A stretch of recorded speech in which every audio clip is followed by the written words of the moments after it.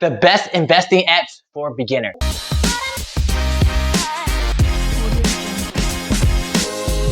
Hey, welcome to Dow Stock Talk, where I talk about topics relating to investing in finance, but more specifically the stock market. So in this particular video, I'll be going over best investing app for newbies or beginners. So someone who is pretty new to it and don't know a lot. I have 5 on the list, and I'll mention one, honorable one at the end. Some of the things I'm looking for is how much it costs, user face, overall quality experience, easy to use. I'm going to be going over the best investing apps for beginners for 2022.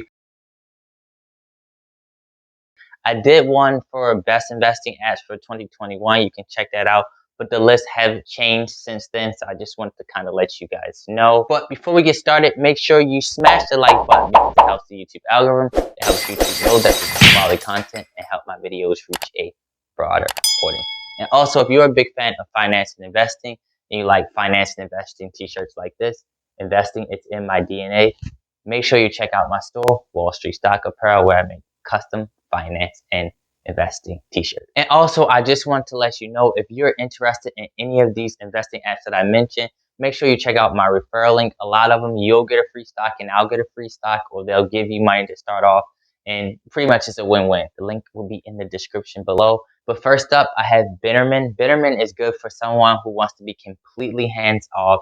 They just want the auto advisor to do all the work for them. So they just want to continuously contribute a certain amount each month, and then kind of just let the auto advisor have it on autopilot and they do all the work for you.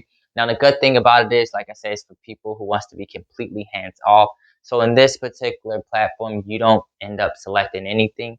They select it for you. You do have some flexibility, but it's mainly for people who wants to be hands off. Like, again, the good thing is they have no minimum. That means you don't have to, your balance doesn't have to be a certain amount to end up starting.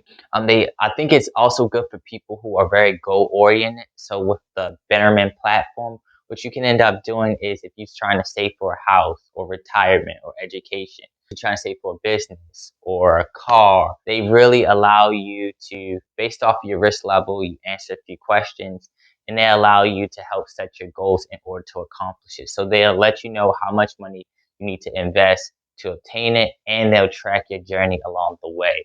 So like I said, I think as far as Betterment, especially with the fee is 0.25%.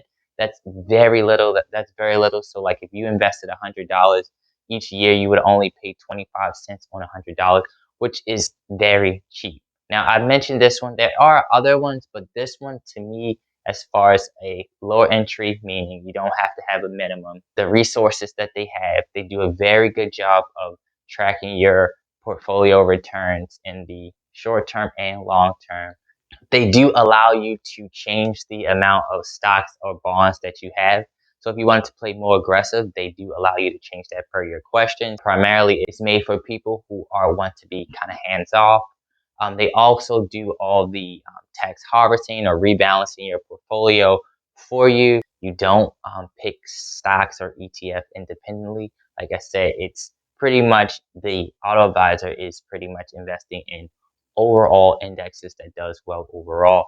So like I said, when you do in Betterment, you're not investing in individual stocks.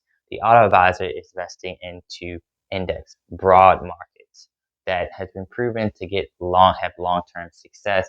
So I just also wanted to mention that. Next up on the list, I had to mention again, Robinhood. A lot of people have some type of confrontation. They might not like Robinhood so much because of what happened with the GameStop and the AMC fiasco, but I will have to say that it has a very easy user face. You can buy fractional shares. Robinhood is free. Also, if you sign up for Robinhood, you get a free stock and I get a free stock. So that would be also a good thing. With Robinhood, you can buy a small selection of cryptocurrency on the Robinhood platform as well. They are improving on their customer service, but you do have to request the call or something like that. So that could be a little inconvenient. Like I said, I like Robinhood. Very easy to use, user friendly. The app just works so well compared to the other ones, and it just makes everything so simple, and it also makes it a little bit more appealing. The one thing I would have to say about Robinhood, since it's so easy to buy and sell, it may give you the bad habit of trying to make too many trades that is not necessary. Especially for beginners, a lot of times people want to make a lot more trade. But for a beginner, I will try to buy a stock or buy ETF and hold it for a longer period of time. Next up on the list, I have N1 Finance. N1 Finance is for long-term investors. It allows you to invest in fractional shares. One of their key points, they do things as a slice pie. So all your investments will be broken up into a pie. It's good if you want to like rebalance. So if you want to distribute a certain amount of money to this stock versus this stock, um, great educational resources as well. You can look at other investors' portfolios. They got portfolios that's already pre-made that you can select it from there.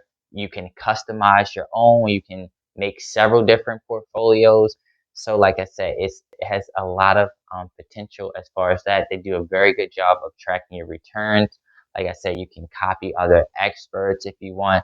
They have a lot of portfolios that you can select. You can even select one and alter that.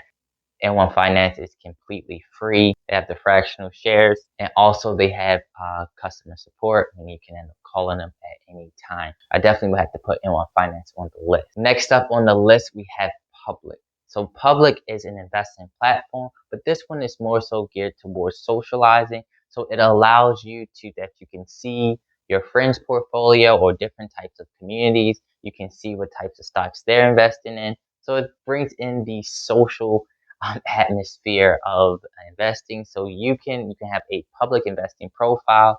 You can look at different types of communities. You can kind of invest based off of things, make investing a lot more social event. So especially if you're new to it and you want to see what stocks your friend got, whether bought something or sold something, or like what are people saying about this particular stock. So it's a very interactive and engaging way if you want. I do want to say though, when you do your investments, make sure you do your own particular research and just don't copy people blindly. But like I said, the platform is completely free, very easy platform to buy and sell. You can buy stocks, ETF, cryptocurrency, all of that. So I like Public as well. And next up, I have SoFi. SoFi, I like that as well. You can buy, and this one is also free. You can buy fractional shares. They have customer support. You can even buy cryptocurrency. They have great news articles and educational resources for that as well. Nice interface, great customer service, very easy to use. So I like that one as well. And I want to do this honorably. I wanted to mention at the end, I still like this for people who are a big fan of investing in ETFs. Specifically, I would say Stash. This is on the honorable list. Stash does cost $1. Put it on the list because the other ones were free and they were just as good. But if you wanted to be willing to pay $1 and if you were looking to invest in ETFs, I definitely like Stash for at least the first year. A very good job of summarizing what the ETFs is, a group of stocks. They have all types of genres. The way they have it set up is very user friendly. Now, like I said, Stash is $1 a month, so that'd be $12 a year. So if you had a small amount of money, it would be better to use the other platforms. But that concludes the stock talk. Let me know in the comments below what is the investing app that you use or you think would be good for beginners. If you haven't already, make sure you hit the like button. If you're new, make sure you subscribe to my channel.